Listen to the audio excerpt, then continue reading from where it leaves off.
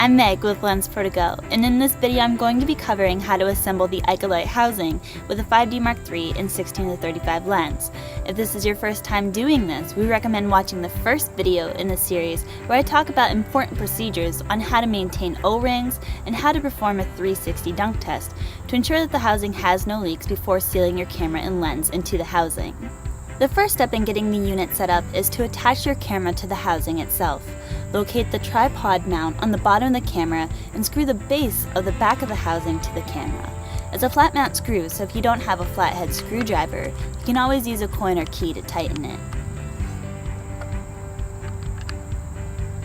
Next, we'll attach the sync cord to the hot shoe of the camera and make sure that it slides all the way forward.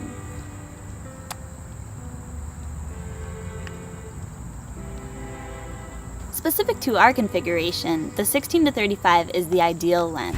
There are other lenses that are compatible with this port and dome, however we don't recommend them.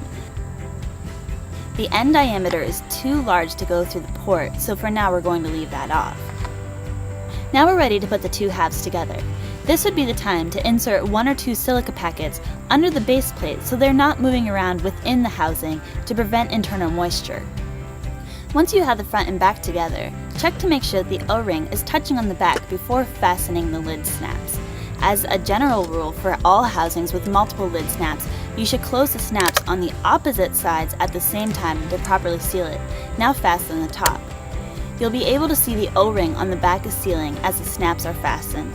Check the back to make sure that the O-ring looks blacker and compressed around the entire face of the housing. Any gaps in the compression means that the water could get in. Unsnap the fasteners and try it again if this happens.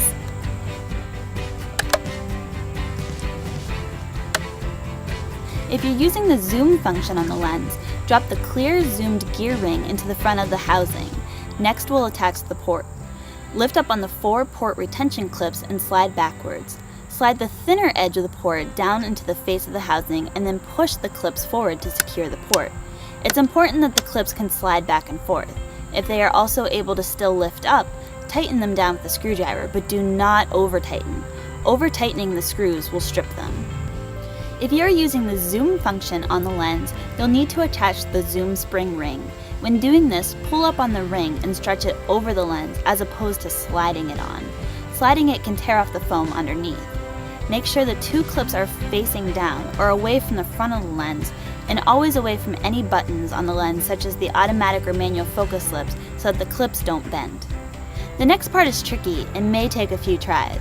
Locate the alignment dot on the lens and match it up with the alignment dot on the camera through the port. Line up the clips with the slots on the clear zoom ring and slide the lens down to the port and attach to the camera.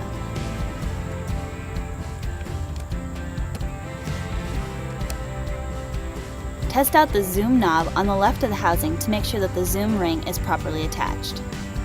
To attach the dome, match up the threads until it starts spinning freely. If it doesn't spin freely, you may have cross-threaded the dome on the port, so undo it and try again.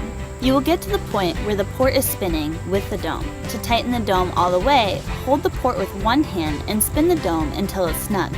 You should not over-tighten the dome because once the housing is underwater, the pressure will seal everything together. If you over-tighten the dome, you risk damaging the housing. Once in the water, it's still important to submerge slowly and do a 360 dunk test as we showed you in the first video. Once you are sure there's no leaks, you're good to go.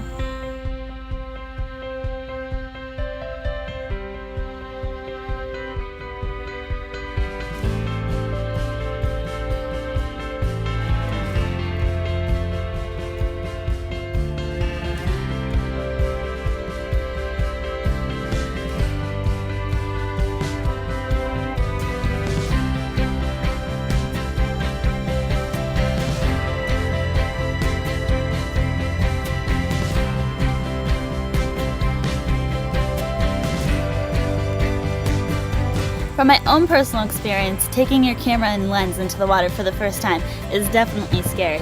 But following the instructions we gave you in this video and maintaining those O-rings like we showed you in the first video, you'll be good to go. As always, if you have any questions, tweet or email us.